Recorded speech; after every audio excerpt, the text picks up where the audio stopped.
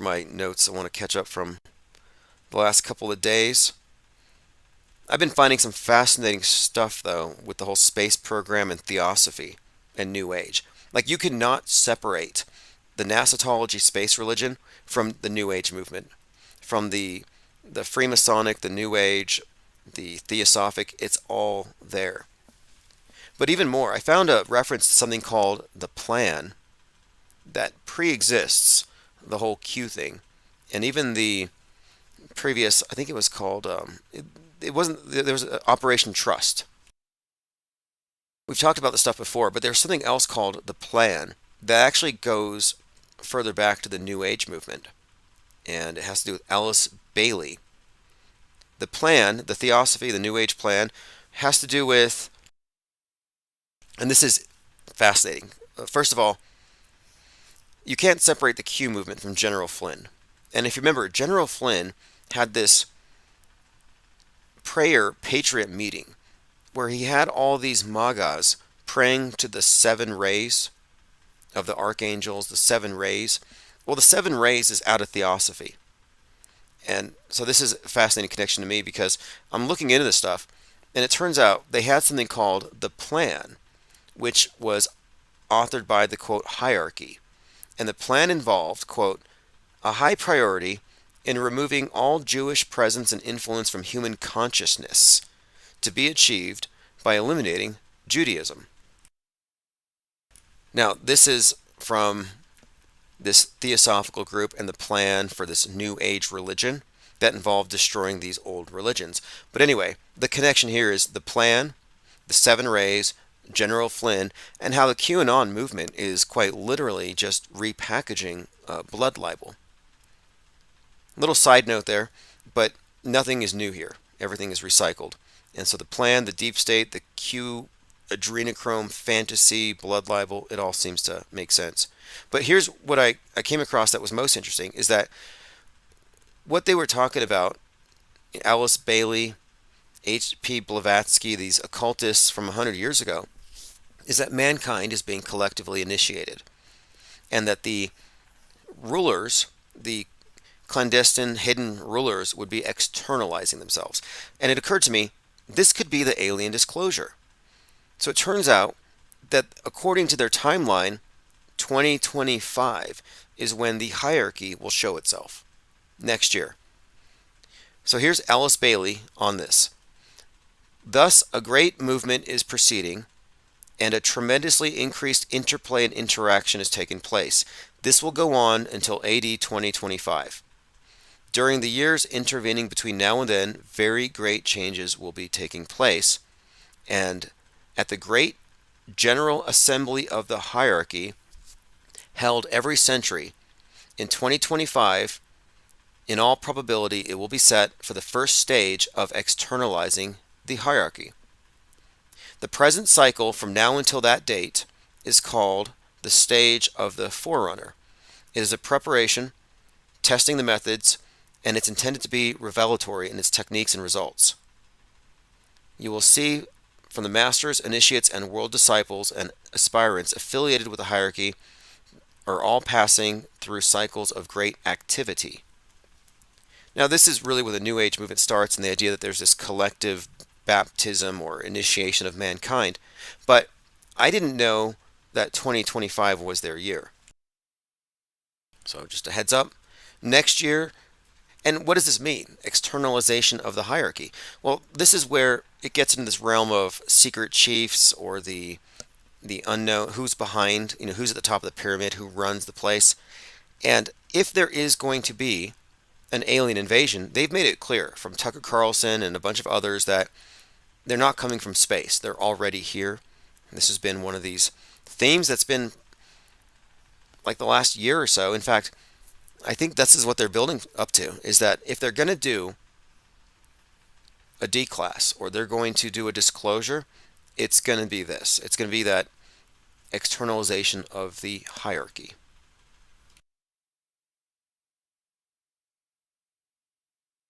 All right, let's continue here. A lot of assassination talk. I mean, it is really insane these days. They're getting loose with it. And Roger Stone, Roger Stone, Nixon, he was associated with Nixon and Watergate, not too heavily, but he's been around that long. And here he is with a similar role with Trump, major J6 coordinator and everything. But Roger Stone is on audio talking about assassinating people. He told, listen to this. Roger Stone spoke with Cop Pell about assassinating Eric Swalwell and Jerry Nadler. He said, quote, "Let's go find Swalwell. It's time to do it. Then we'll see how brave the rest of them are. It's time to do it. Swalwell has to die before the election. They need to get the message. I'm not putting up with this anymore." I mean, that's pretty blatant. A lot of assassination talk, just again, I guess we should expect it because they're building up for this crescendo. Also, there was a shock claim: Trump sex at Epstein Mansion, many girls, warning, graphic details. I read into it so you wouldn't have to. And mainly, he was really, I don't even want to read it actually, it's kind of gross. But what came out later was they don't have any eyewitnesses. So it's all just, it was like it was true for about 12 hours, and it's not true. Another nothing burger, like I predicted. So this is an example of breaking out of the 24-hour news cycle. Like, oh, I'm freaking out now because the guy I'm voting for is now he's one of them. Oh, no, wait, he's not. You know, it's up and down to where people become apathetic. They choose their own realities. And speaking of choosing our own realities, last week I was debating with somebody on X about how nobody died on 9/11, and she insisted that her mother's best friend's dog walker, knows somebody whose relative has a dentist, whose best friend was a neighbor of somebody who's pretty sure that their uncle's brother died on 9/11 or something like that. And I called her out on it, and she couldn't provide a name. I'm like, okay, so you are telling me that it's wrong for me to question these events because you know somebody affected, but you don't know their name? How do I know you're not lying? Give me a name. Give me the initials. And they never could. And I said, please, don't take all day to research it, because then I won't believe you. She never got back to me. So this 9/11 liar never got back to me. This propagandist, this unpaid agitprop promulgator, this terrorist, crisis actor. Look, if you're saying these things are real and you don't have any direct knowledge, you're a terrorist because you can use this stuff to scare kids. Oh, you know that those Muslims fly planes into buildings and burn people up, and like, okay, that's scary. And you're also a liar. So you're a liar and a terrorist, and you're a crisis actor because you're acting like it's real to create a sense of crisis about terrorism and religious wars. So what I'm saying is that you're a lying terrorist if you mindlessly parrot MSM agitprop. Just facts. But I came across this today from The Independent. The fantasists who pretended to be 9/11 survivors. Apparently this is a big industry, or it was. But it got so bad that a clinical psychiatrist came up with a term called the 9/11 sign. What is the 9/11 sign? The 9/11 sign was just a term she used to describe people who claimed proximity to the attacks for attention. And some of them became so attached to these false narratives that they believed their own lies.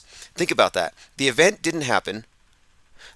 The liar attaches themselves to it for attention and sympathy, and then they actually begin to believe their lies. That's self-brainwashing. That's literally self-gaslighting, self-brainwashing. Like, you are a perfect citizen at that point. I died on 9/11. This is so sick. It spiraled out of control. The fantasists who pretended to be 9/11 survivors, fake stories of heroism and grief became so common in the aftermath, they became known as the 9/11 sign. I've talked to many of these people. I've met and talked to 9/11 liars. I can name one now who told me that he watched the planes hit the building and for me to stop calling it fake. And should I name names? Commenter says 40 died on Flight 93. Again, you don't have any direct evidence of this. So you're basically a crisis actor and you're scaring kids. You're saying, hey kids, if you get on a plane, it might crash into a government building because some mad terrorist. Like, why would you spread such a malicious rumor? I don't understand that. I mean, if you're not a paid propagandist working for the mainstream media terrorizing the public into compliance, then why would you do that? Like for example, hell. I don't believe that if you don't live right, you trip, fall, you die, you fall to hell, you get tortured by demons for eternity. Like, I don't believe in Dante's Inferno's version of hell. So I'm not going to go around spreading that to people. Like, hey, you better watch what you do. You might burn in hell. And demons are going to have a lot of fun kicking your head around, and you'll be awake for the whole thing. Like, you can invent so many things to terrorize people, but why? Like, why would you want to implant fear? Got to be careful about the planes, someone might box cutter you to death and then crash it into the ground. Because it happened on 9/11. I saw it on TV. Like, you don't have any direct knowledge. You don't know about Chinese space lasers being real, trafficked children, blood drinking, pedovores stalking the halls of Congress. That's all fake. Anyway, I'm looking at this article here. She described to her friends in great detail. Again, we're talking about 9/11 fakers. There are just so many of these. I don't want to go through all of them, but basically this. The story is a lot of people make up stories about it. They exaggerate, they attach themselves, they lie.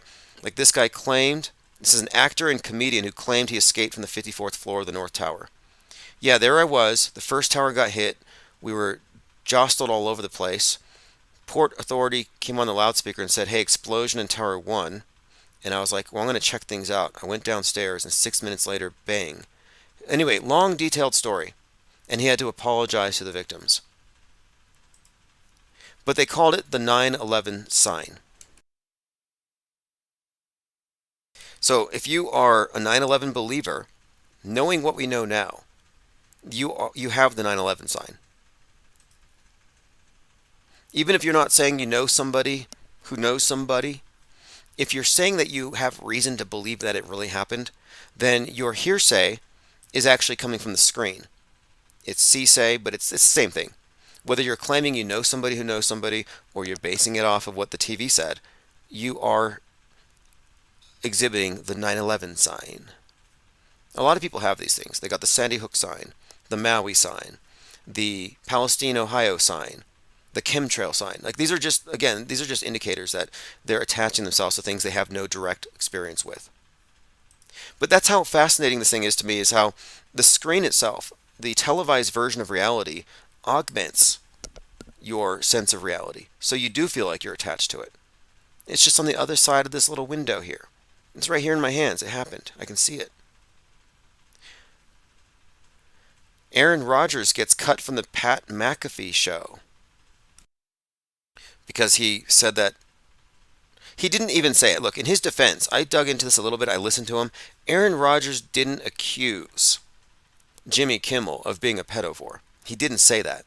He said that Jimmy Kimmel didn't want the list to come out. But this was a follow-up to a conversation months ago where Aaron Rodgers said the list is going to drop and he was made fun of for it. So when the list was about to come out, Rodgers was merely pointing out that Jimmy Kimmel would be, I guess, having to confront the fact he was wrong, that there is something there. But he didn't specifically accuse Kimmel of being one of them. So I don't think it's fair the way that Kimmel mischaracterized Aaron Rodgers' attack on him. But yeah, he lost the gig regardless. Let's see here. Mole children are back. So the whole story of tunnels and all this stuff, it's brought back mole children.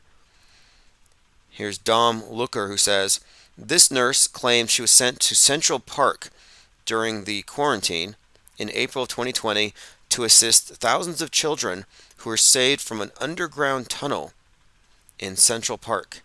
There are images of nurses with baby supplies. Yep, all these tents. I was told this too. Listen to this. We were talking about empty tents and dancing nurses and how fake it all was. the QAnoners were covering up the fake. I would say, hey, Kool-Aid drinkers, all of these testing centers are empty, those tents are empty. And they would say, hey, stop pointing it out. The reason why those tents are there is for the trafficked children that they're rescuing. So that the noners stayed home for 2020 because they saw all those tents as evidence that Trump's white hats were saving the children from the tunnels and the children were there being taken care of.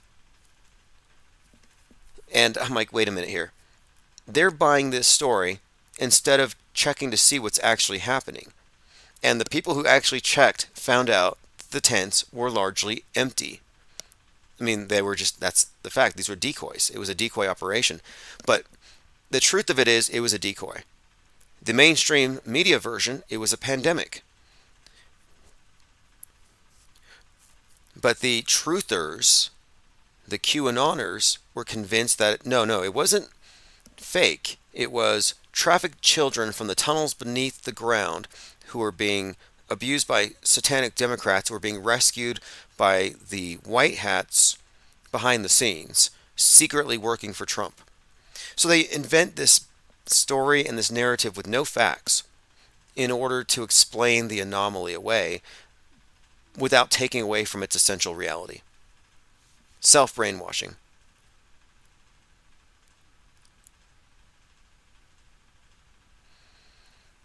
Okay, let's see. I'm going through some comments. G says, Rogers was against the roll up your sleeve. Yeah, I'm brainwashed. Look, anti-vax is a brainwashed position, and you can be mad at me for saying that, but pro-vax, you agree with me. If you're an anti-vaxxer, you agree that pro-vax is brainwashing. You know, it's like that old joke, what's the definition of a cult? The church down the street from yours? It's a point. The point I'm making here is that pro-vax is obviously brainwashed. So anti-vaxxers are like, oh no, we're anti-brainwashing. No, you're actually the counter narrative to the brainwashing operation. So the fact that he is an anti-vaxxer just means he's there to feed into the mind war itself. The dialectic. Again, anti-vax is a truther position. I'm not a truther. I'm anti-vax and pro-vax. Again, I mean, we say this a million times, but the fact of it is, I think the best way to explain it is that the pro-vaxxers believe in the virus, which is fake, and the anti-vaxxers also tend to believe in that, but even if they don't, they believe in the V being dangerous. So both of them just accept the premise, though, that something is out there killing people. And that's the main thing. They don't care what you think. You might say, well, no, I think what's killing people is the 5G. A lot of people believe that too. They said, hey, no, the reason why people are dying in 2020 is because 5G is spreading, and wherever the towers go, people die. So this created this perception among a lot of them that there was something happening. People were dying, but because viruses are faked, it was the 5G towers. So then we're like, again, we're looking at accepting the premise that people are dying. And I'm like, no, I don't even accept that.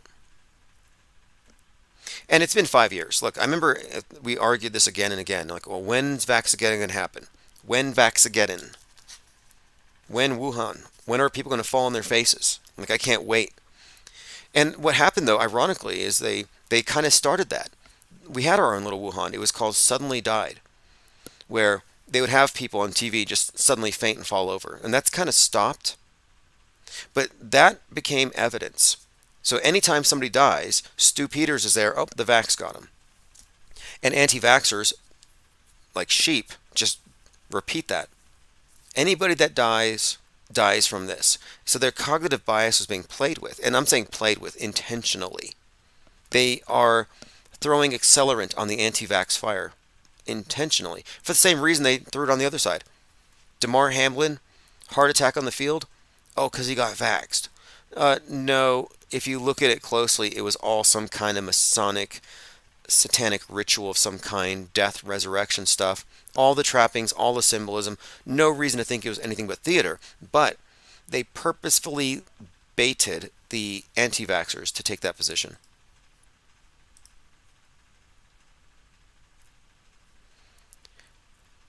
And one more point on this. The reason why I don't care about the topic is it's 2024. We gave the antis years to prove they had a point, and they never established that.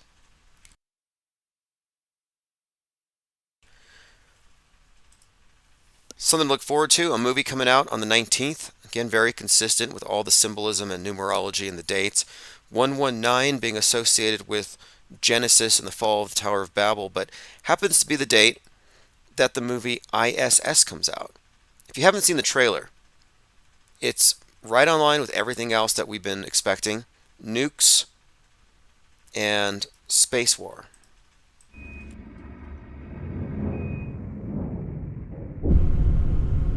From all of us down here in Mission Control, welcome to space.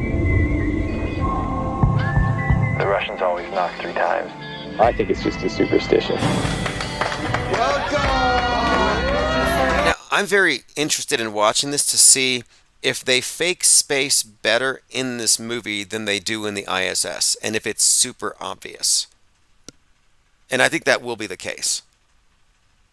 But the story here, the International Space Station is a symbol of United States and Russian collaboration. And again, international. This is all the Tower of Babel is about. It's about everybody united in one mission from Earth to the heavens. And that's what this represents. The ISS is our probably most obvious expression of the realization of the Tower of Babel, that we have created it. And it has to fall. That's why 119 is notable for the release date, because it's got that Tower of Babel reference.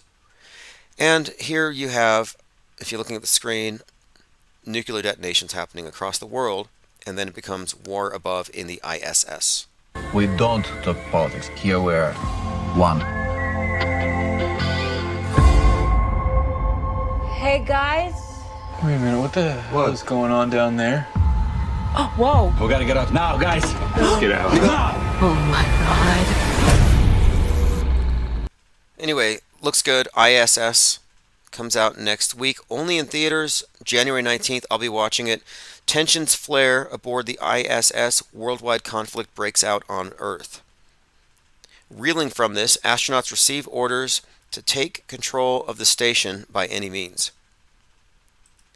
You know, when 9/11 happened, you had an astronaut up there, the only American astronaut, Culbertson, who was watching 9/11 happening from space.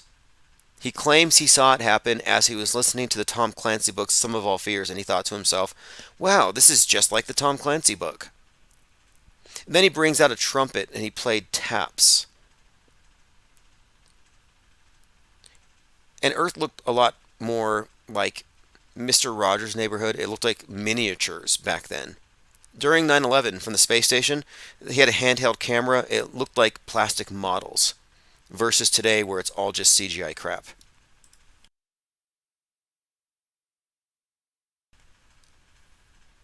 "24K says ISS movie has only cinematic photography, nothing different."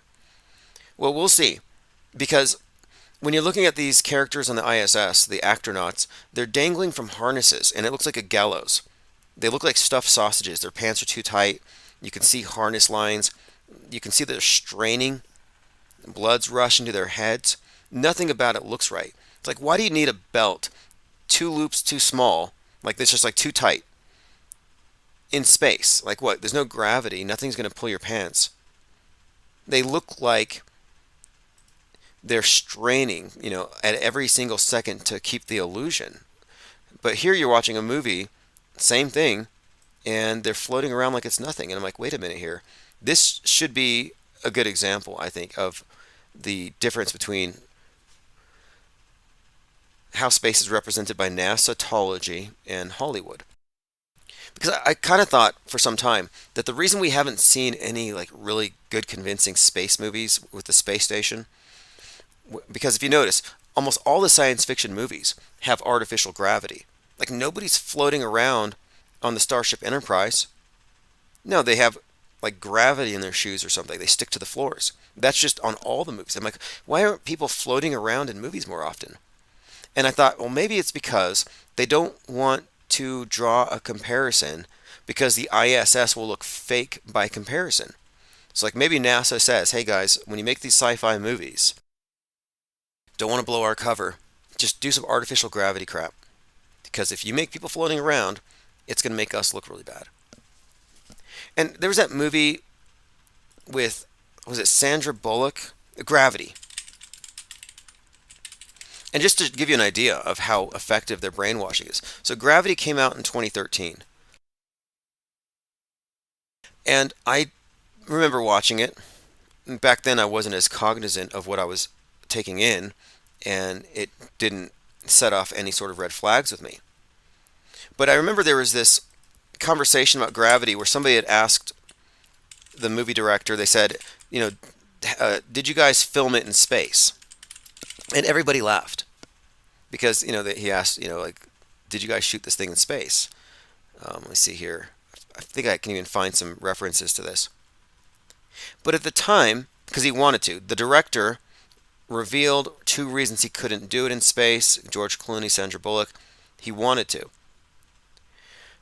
Journalist learns Gravity was not filmed in space. Okay, this is from Vulture. I remember watching this, and I remember not laughing, thinking, oh, it's not filmed in space? Like, I thought they filmed it in space. Here we go. They tell you when you're a kid there are no stupid questions, but that's not true. As Mexico TV reporter Carlos Perez learned when he asked Gravity director to describe the difficulties filming in space.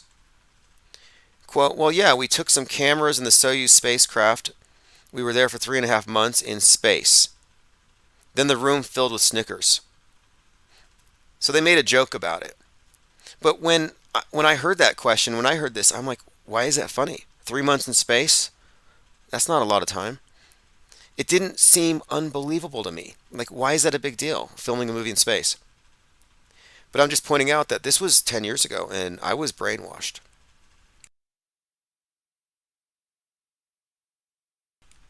Poncho Lefty says Velcro soles. Right. Well, in most science fiction movies, they get everything wrong. Like, I'm a non-believer in this stuff, and I'm having to correct it all. Oh, someone says, good night, Lilybell. Lilybell is like a ghost in the chat, because I can't see her because she's been blocked somehow. I'm not sure what it was. I'm pretty sure she deserved it, although we rarely block anybody. But others can see her, so when others talk to her, I'm like, is Lilybell in the room with you right now? All right, definitely looking forward to this ISS movie. I was actually predicting that they were going to pull it down on a 119. Anyway, I don't want to go too deep into Star Trek and Gene Roddenberry right now, but there's a pretty good blog about it. I put a link. Back to my notes. We were talking about the 9/11 sign. 9/11 liars who are all default crisis actors and terrorist propagandists. The Epstein thing, a lot of buzz. A lot of Stephen Hawking stuff got thrown in there. It's a clown show. Does anybody believe any of it? Is anybody still expecting there to be some great reveal? It seems like more hopium. CNN.com, Perry, Iowa school shooting. Now survivors and witnesses in a small city near Des Moines are echoing the same sentiment as others who have suffered the terror of mass shootings in America. Student Rachel Cares told CNN, quote, "It doesn't feel real." This is like one of those things where you see on TV and you're like, that's never going to linger its way towards my community, but it does. It's really real. One of the things we hear at many of these events is, it was just like a movie, or it was just like the drill we just did yesterday. It seemed like something from TV. It doesn't seem real. It seems like a fiction. It seems like a psyop. And life follows psyops, and psyops follow art. We've figured this out. Let me play this clip. Donald Trump might be giving a little nod here. Look, if Trump is giving nods to the cues, if he's throwing little hints. If he's dog whistling to the nonners, then he's a dog whistler. Then he knows that he can communicate to those of us in the know in a very sly way. So here, this might actually be a nod to the flat earthers. Take a listen. Nikki Haley has been in the pocket of the open borders establishment owners her entire career, and she's a globalist, you know. She likes the globe. Ooh, Nikki Haley, she's a globalist, and she likes the globe.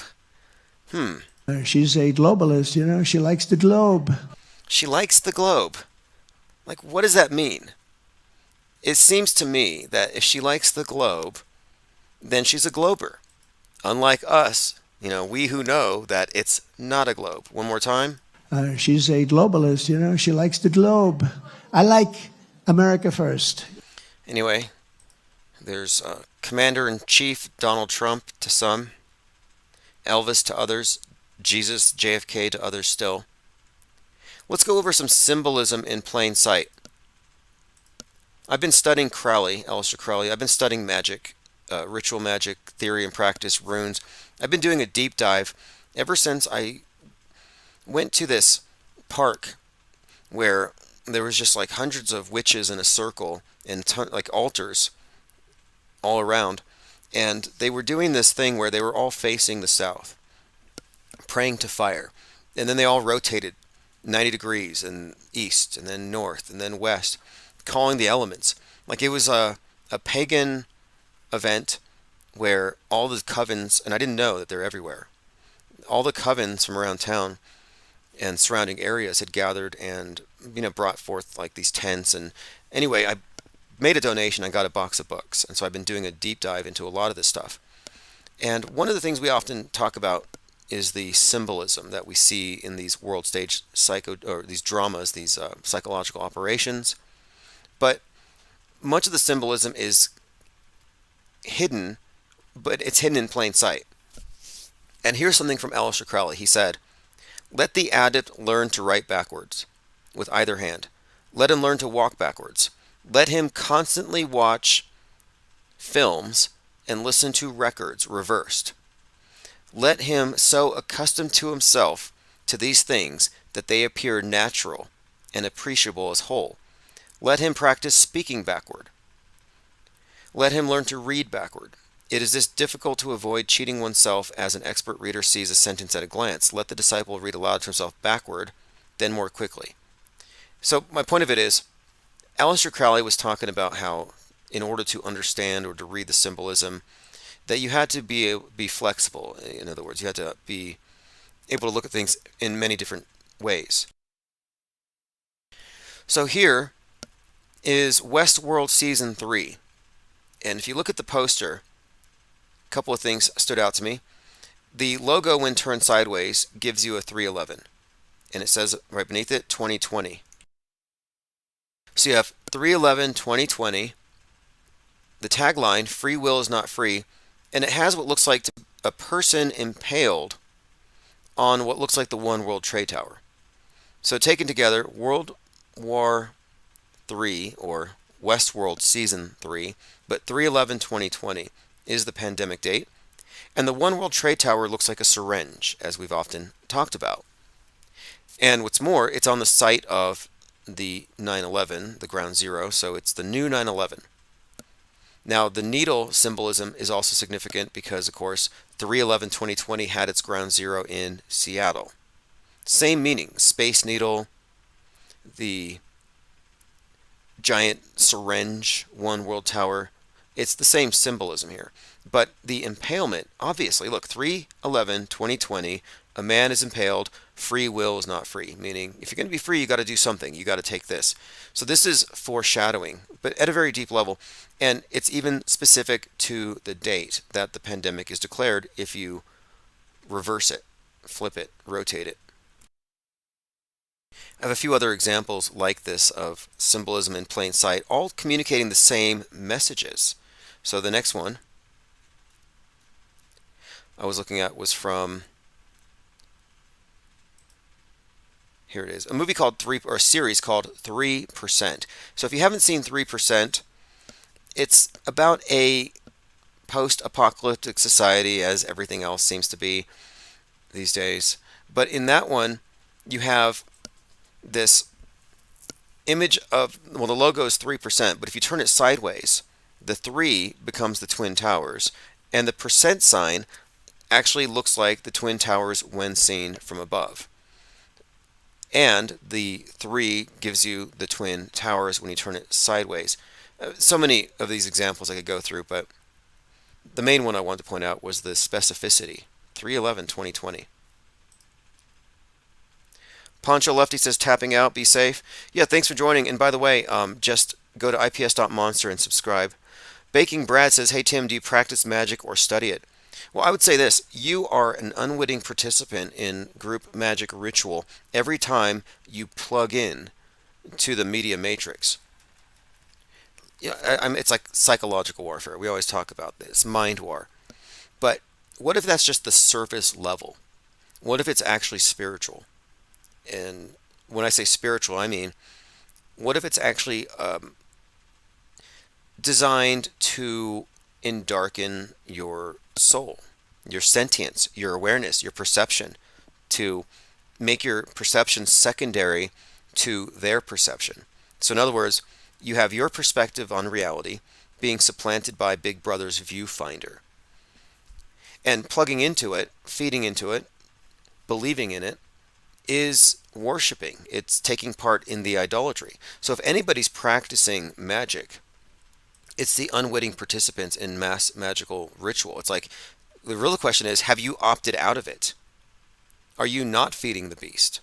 Are you not feeding into the power elite's lie world order structure? And I would say, if you haven't opted out, the default position is you are a matrix battery until you opt out, until you step back.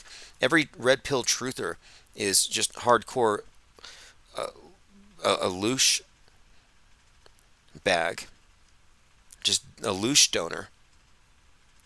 All right, here's the movie poster, or rather the logo for 3%.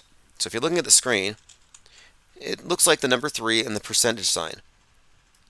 But if you can imagine it rotating 90 degrees to the left, and I'll help you with it here, the inside of the 3 becomes an 11, or the Twin Towers. So not only is it 3%, but it's also 311, and it's 911. The percentage sign is a perfect match for the bird's eye view of the Twin Towers. So it's 911 and 311 all tied in to this show called 3%, about how the 3% take a sterilization vax in order to get admitted into the utopia. 311, 911. Interestingly, you can find connections with 311, 911 associated with Neo in the Matrix. His birthday, his passport expiration date, and I think the code there is the expiration, and the birth date would refer to the expiration of the old age and the birth of the Neo age. The death of the old age, 911, the birth of the new age, 311. It's a code that is reflected in a lot of their predictive programming. It's very consistent.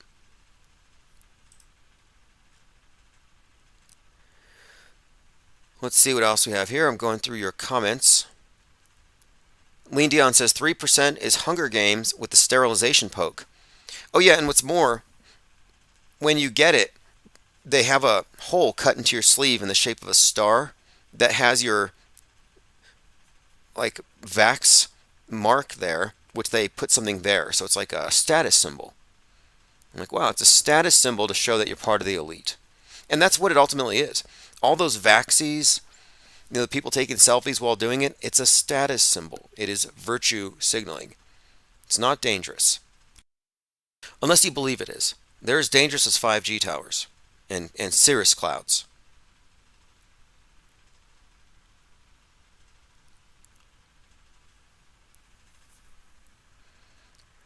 Let's see what we have here. Mike Rothschild says, many of the same people who believed Barack Obama was going to have them arrested and held in abandoned Walmarts and guillotined now believe that Trump is a God figure who can have anyone he wants killed. This is a disturbing trend. And that is true. I would say the naked power grab that MAGA is really about. There's nothing conservative about it.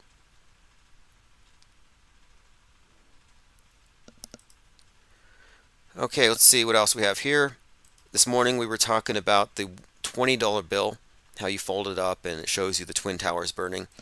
But the $100 bill has a pretty convincing space needle with some kind of an EMP blast or a high altitude nuke blast above it.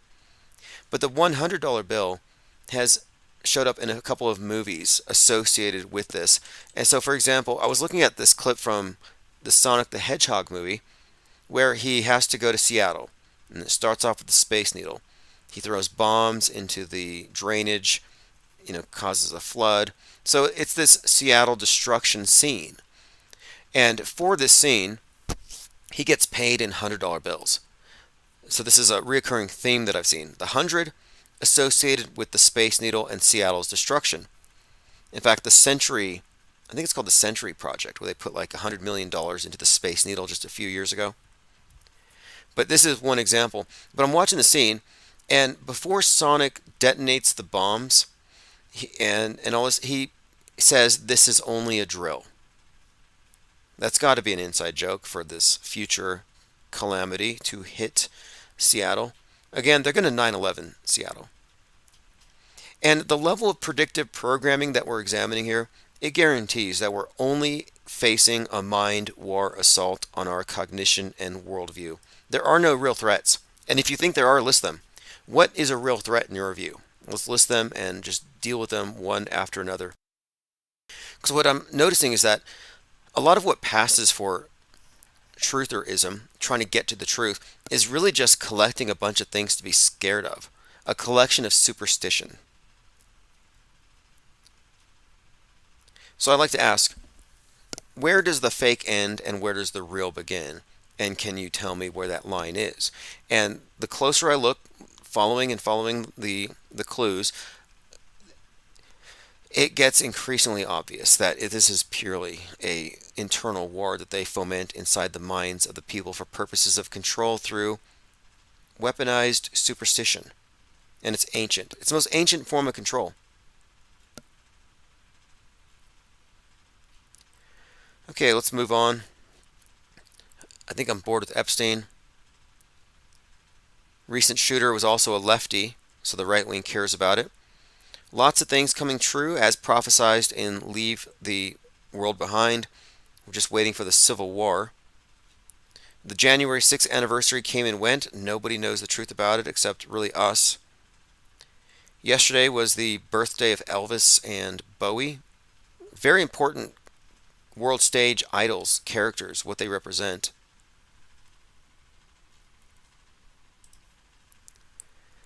On the 19th, by the way, not only am I going to go watch the movie about the ISS, but we're going to do a Zoom conference that day, and it's going to be filmed in the conference room here, and I'll have some people here, live audience, and we're going to be talking about the ISS on that day as well. The objective is the IPS will bring down the ISS.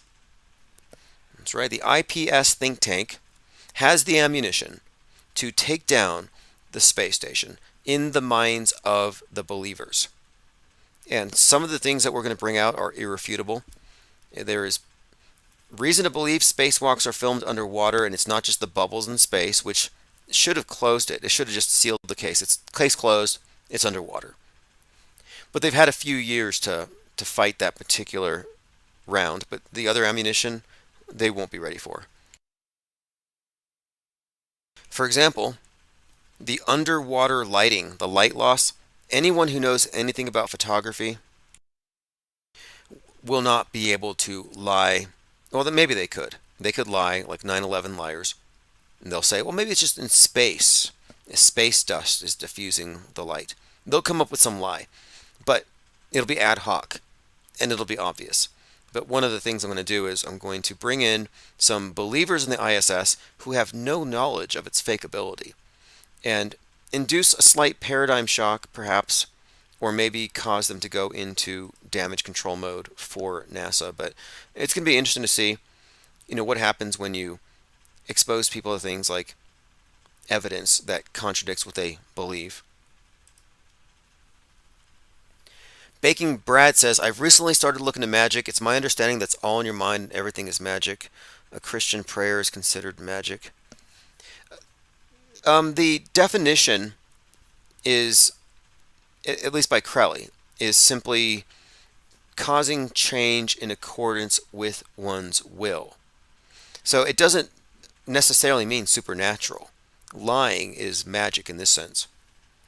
Marketing, manipulation, mass mind control, logical fallacies, sleight of mind, anything that allows you to achieve your will, overcome others of weaker will, trickery. Specifically lying is the most basic form of what you would consider to be magic. In fact, one of Crowley's books is called Book of Lies. And what is a lie, if you think about it? From the idea of darkness, chaos, and then let there be light. And it begins with the word. So the spoken word, speaking order into the chaos, speaking creation into existence. And God's creation is truth. It is spoken into existence, and it is as it was spoken. But then you lie about what's real, and now you've deviated from the truth. But if people believe the lies, it becomes a construct. You have institutional lies. You have belief systems where now what people believe in their head is no longer consistent with the world as spoken into existence by the Creator. So it's almost like lying is perfectly associated with Satan and truth with God in this very basic sense. It's like you could say lying is satanic. Deviating from creation, creating the split in the mind to separate people from a pure experience of creation as is very satanic in that sense. You're distorting creation. The world stage, you could look at the world stage, internalized consensus view of the world that the massified mind accepts. You could look at that as a satanic artificial construct to cover up God's creation. Like you could look at the media in that sense as a deviation from reality and a direct attack on man's spiritual nature. So in that sense, magic isn't really necessarily about the supernatural, but it's about reality control to a large extent. But then it does get into other areas. Like, for example, in our concept of ourselves, the idea of intuition or any sort of higher modality of consciousness is something that goes into paranormal. It's excluded from regular conversation about psychology, psychiatry, because I think we may have a dumbed down understanding of our full capacities. So the term magic doesn't really mean a whole lot to me until we get into the specifics about what we're talking about. And again, Crowley's concept of it was magic is about causing change in accordance with one's will. And this is where I think it pertains to the mass mind control, because its will is taking precedent over every individual will. You're meant to actually, your will is your own expression of your own life force, your own purpose. But if you set that to the side and you more or less become aligned with Big Brother's will, in that sense, then you're manifesting whatever the world state church would have us live within, whatever paradigm that is. And I think that by not unplugging from it, you are a de facto member of that church. That's what I mean, is that someone asked me if I'm doing magic. It's like, no, you are until you've unplugged. Magic being manifesting its will. There may be more to it. I mean, I think it's a fascinating area of research, but I'm more interested in understanding how it works or how they think it works, because it's pretty apparent that beyond just the propaganda, there is this other layer to everything where it delves into the spiritual. And this is what got me started on this topic, was I got into that.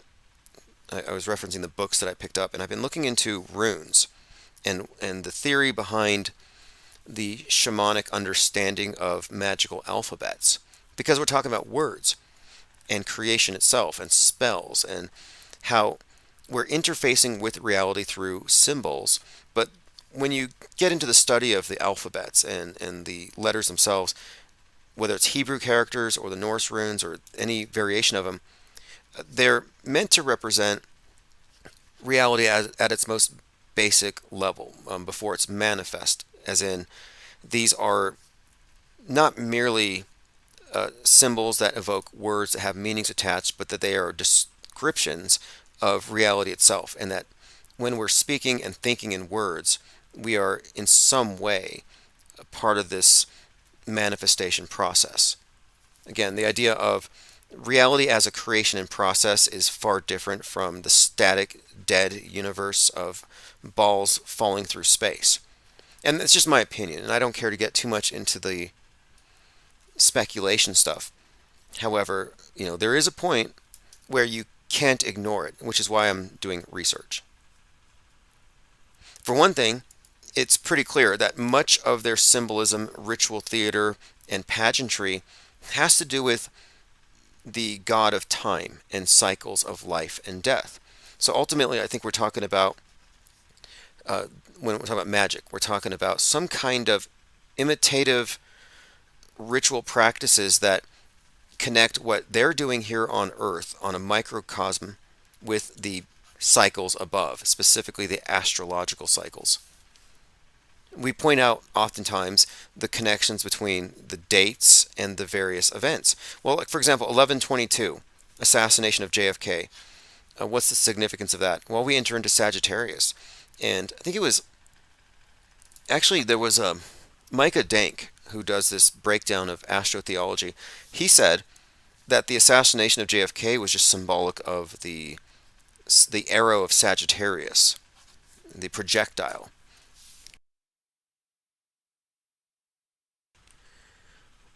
Let me see what else we have here, going through your comments. Someone says, man's deadliest weapon is language. He is as susceptible to be hypnotized by slogans as he is to infectious diseases. Lean Dion says, words, sword. That's true. It's an anagram. Words and sword. And that brings up something else, mind viruses. Virus of the mind, Richard Brody, creator of Microsoft Word.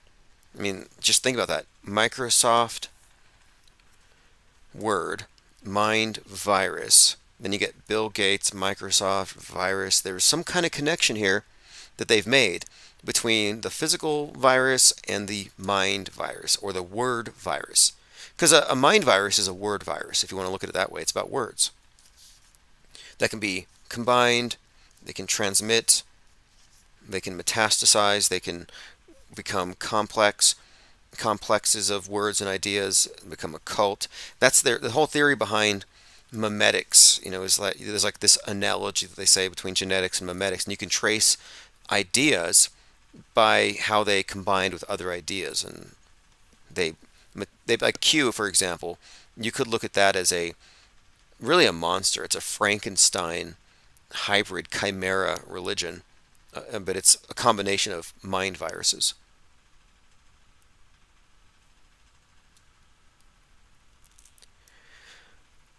Breaking Bad says you host. Oh, this is called Infinite Plane Radio. The ritual itself isn't magic, he says. It's like a tuning fork. You set it and forget it. The magic is in you. That's my understanding. Yes.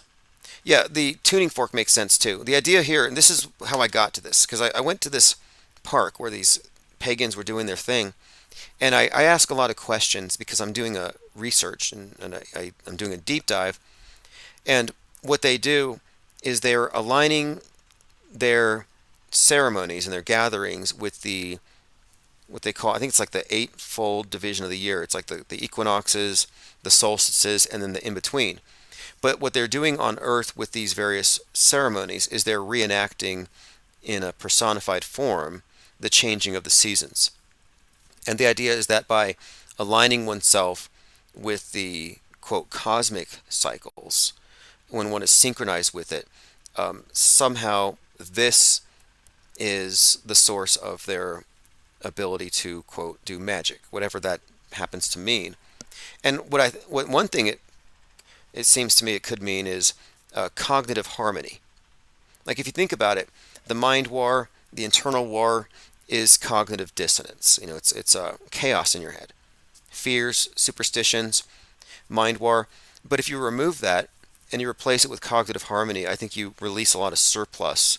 And I could see that alignment with the cycles and understanding of the intrinsic order to everything. I could see that as being somewhat beneficial in some sense, but Lean Dion says broadcast news, north, east, west, south. Okay, now that's something else too. Because news isn't news. We know this now. News is more or less worldview framing. That's always what it has been. And they open up all their spells by specifically invoking north, east, west, south. So there might be something to it. Jennifer Reeve says, I live not far from Salem. Well, speaking of, Nick Fuentes recently said that he thinks that we need to burn all the witches again. He basically said that we need to kill people who do ritual magic. Here we go. Neo-Nazi Nick Fuentes calls for the death penalty. It's a holy war, basically. But he specified, although he did say perfidious Jews, he did specify astrologers, occultists. He said, evildoers. These people worship false gods. They practice magic and rituals. They need to be given the death penalty straight up. I'm far more concerned about this than non-white people or mass migration. These people that are communing with demons and engaging in witchcraft and stuff, they're suppressing Christ. They must be annihilated when we take power. This is God's country. This is Jesus's country. So, he's not talking about David Copperfield. He's not talking about stage magic. He's talking about witches, like Harry Potter stuff. But where is that coming from?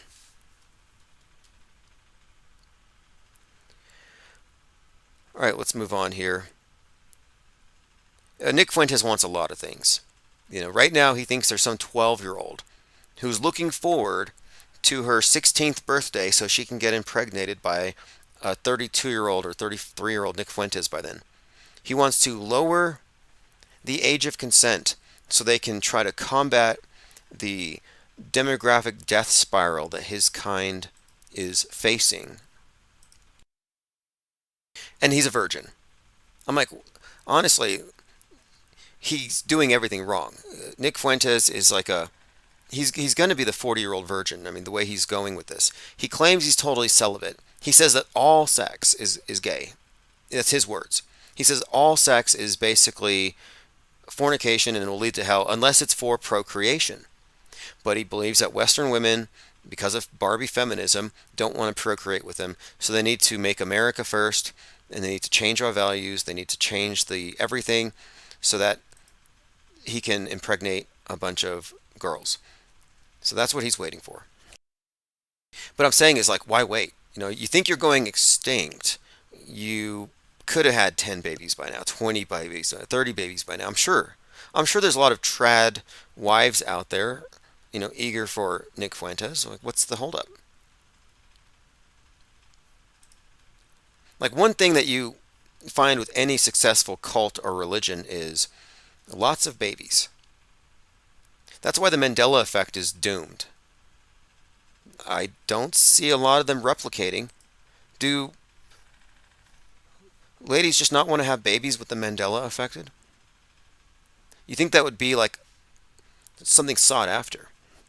You want to have kids with somebody who transcends this dimension, who sees through the matrix.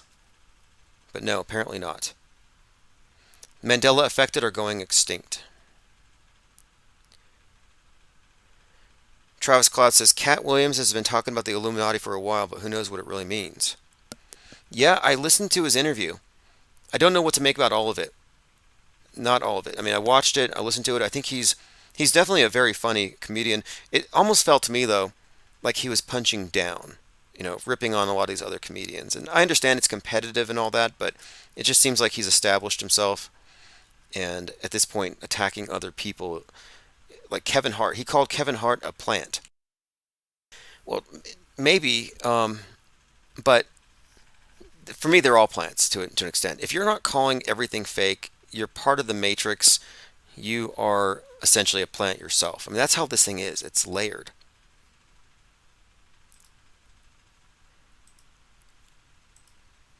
Okay, let's see what else we have. Going through my notes on minds.com. Maddie V said, you know what responses you'll get from the echo chamber? It gives you a dopamine hit and life will be good. But it's not the case. They keep dreaming if it makes them happy. Waiting for a savior is the best escapism. Oh yeah. There's definitely that. The waiting for a savior.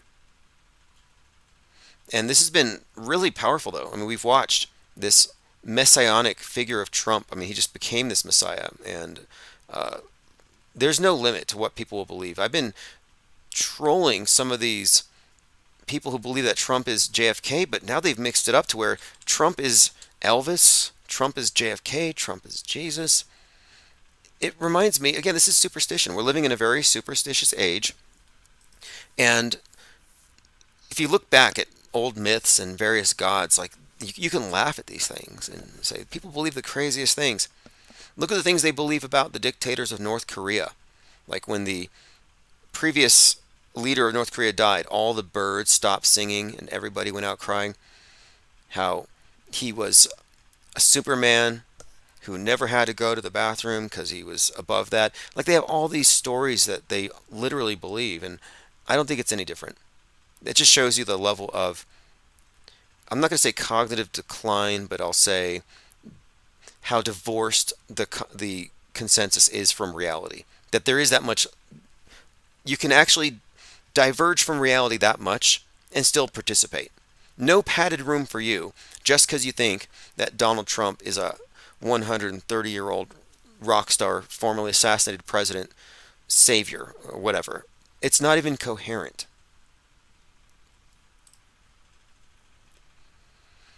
Breaking Bad says, I went down a hip-hop rabbit hole a few weeks ago. Lots of craze surrounding P. Diddy. Yeah, a lot of these individuals, P. Diddy and others, are being sued. I've noticed a lot of that. There's a lot of money in it. Matt Perry now is being, whether you think he's dead or not, I mean, I tend to think it's fake, but he's being called out for being mean to women. It's just another aspect of the clown show. But the P. Diddy stuff does sound pretty bad. So and some of it's just strange. Some of it really is strange. And what Cat Williams is bringing out, I don't know. I mean, I see a lot of these videos. People suggest that everyone at a certain level is compromised. I don't find that hard to believe. And you'll notice all the successful musicians, the big musicians, all of their music reinforces the dominant psyops. And that's something that I didn't catch on until later, but if you look at like lyrics, look at any like dystopic heavy metal band from 20 years ago or something, and it's all basically global warming, World War III's coming, viruses. It's like CNN, basically, in music form. Like the worst, like it's propaganda inserted into the music. It's in all the genres. Okay, we talked a little bit about Gene Roddenberry. And to summarize, he's grateful for all the devil taught him in life. He was friends with L. Ron Hubbard and took part in 9 channelings. I do want to dig back into that. Tomorrow we're doing Cult of the Obelisk. And so we probably will deal with a lot of the Jack Parsons, L. Ron Hubbard, NASAtology stuff.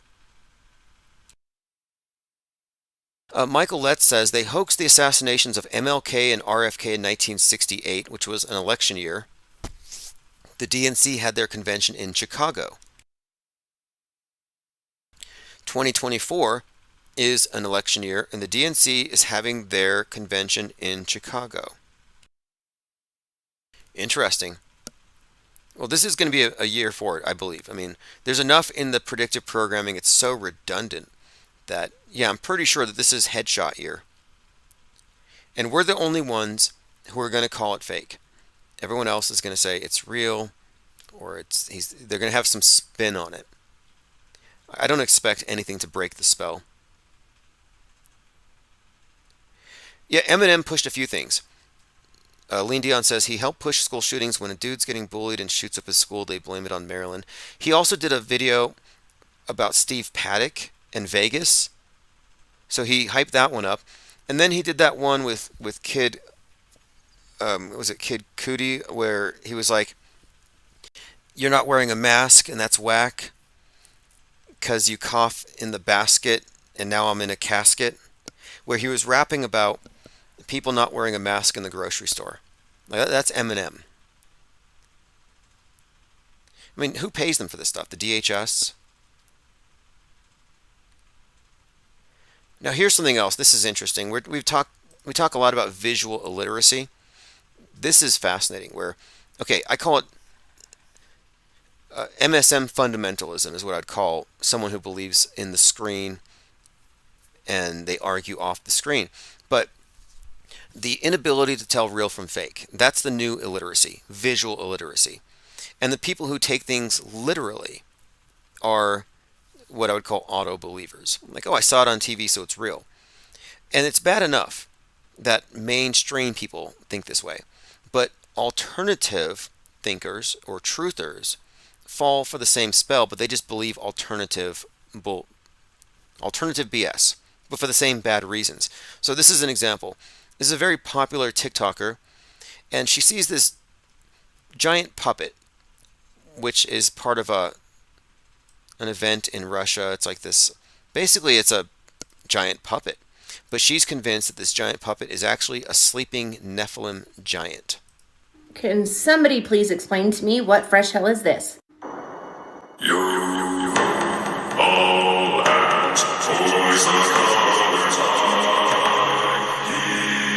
So we're looking at a giant animatronic, I'd say about 40 feet tall, hanging from a crane, and it's time-lapsed.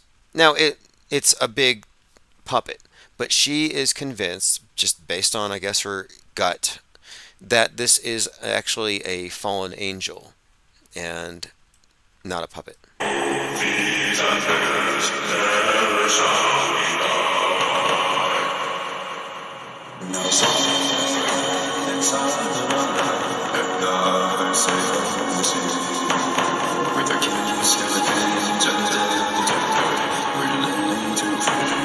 So if you're just listening, it is just a giant wooden puppet in a scuba diver suit. No.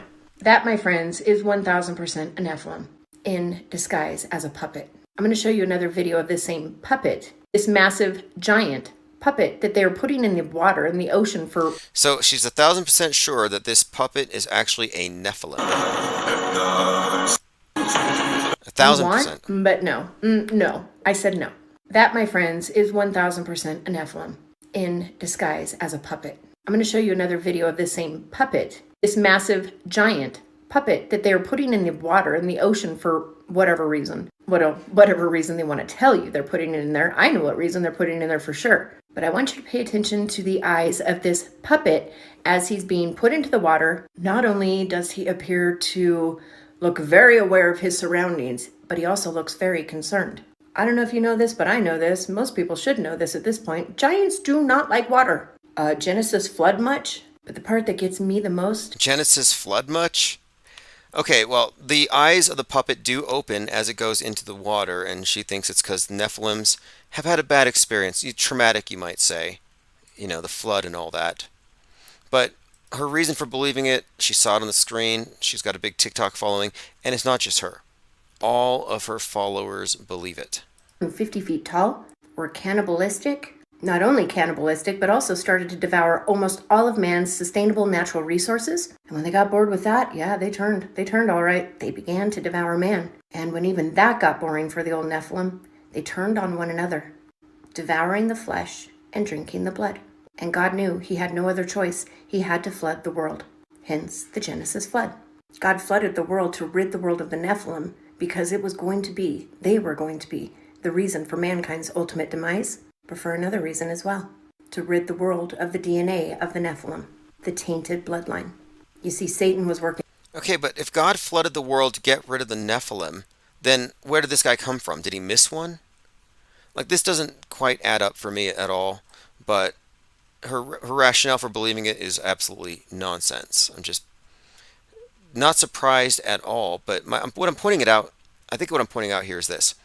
That's a byproduct of the non-skeptical approach to media. Non-skeptical. You're not skeptical if, again, you make the error of treating the screen itself as a sensory apparatus, as an argument from authority. Okay, I have some, here we go, lyrics for you. This is actually from that song I mentioned. In a collaboration with Kid Cudi, Detroit rapper Eminem makes it clear where he stands on face masks. And the lyrics are, I think I have to pay to read the article, but yeah, here we go. I'm trying to see if I can find the actual lyric, because he rhymed mask with whack and basket with casket and coffin with coffin. You know, coughing, but coffin with coffin. Real cutting edge stuff there. Okay, let's see what else we got here. Going through your comments, see if we've missed anything else. Yeah, Travis Cloud, what's more believable, the Miami Mall aliens or the Nephilim Muppets? Okay, that's another thing too. The fact that people believe or entertain the idea of aliens in Miami based on really bad video. So bad video, interestingly, is more convincing to people than good video. Why is that? Because they can't tell because it's blurry. So now it's a question, is it real or fake? It opens the question. You know, it shouldn't, but they see the blurriness as, well, now it's a question if it's real or fake. It's assumed that something happened or that there's something there worth looking at and people just spread this stuff. It's hard to debunk, so it just makes it easy, kind of like Bigfoot. I think people like the question, but the power of the rumor is what I'm emphasizing here. The rumor of a big event tends to convince people that something went down. In my research on symbolism, I did come across this. Here is the founder of the Church of Satan explaining the devil's horns. And this is in the 60s. This is long before it became, common for every celebrity to do it. I understand that, what are you doing? I'm giving a blessing to the audience. I don't think they appreciate it. They were throwing it back. Well, they thought it was a curse. Would you like me to show them how the sign of the curse works? Sign Completely of the curse? different. How does it go? No, not at you people out there in the audience, but this is the difference. Aim it toward Red China, would you? This is the sign of the horns.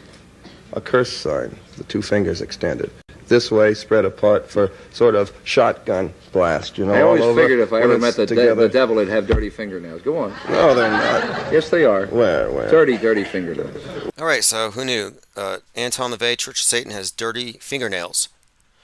Interesting character in the big story if you look at the proximity of he to the Manson psychological operation, hoax, or whatever you want to call it. One of his witches, Susan Atkins, did the honors of opening the pregnant belly of Sharon Tate and taking the baby out. That was one of his witches who did that. So there's a direct connection between the Charles Manson cult and the Satanic cult. And this isn't the same group that put the Halloween decorations up in the Iowa Capitol that got taken down. Separate group. And then one of the characters associated with him, Michael Aquinos, wrote Mind War, which we often use that phrase. It comes from the founder of the Temple of Set, which is a Church of Satan offshoot. And then he's associated with Kenneth Anger, who wrote Hollywood Babylon.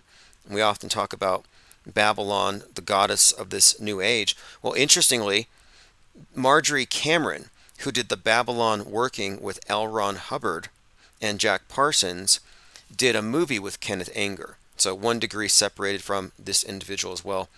I did a mind map connecting Anton LaVey to a lot of various psychological operations. It's pretty intriguing, which makes me think he's in the know about how it all works.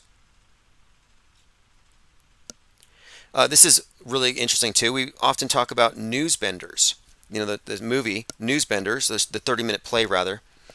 And they talk about writing the news 5 years in advance. Well, this is really interesting because it came out in 1968. when the construction began on the Twin Towers. And they finished in 1973, 5 years away.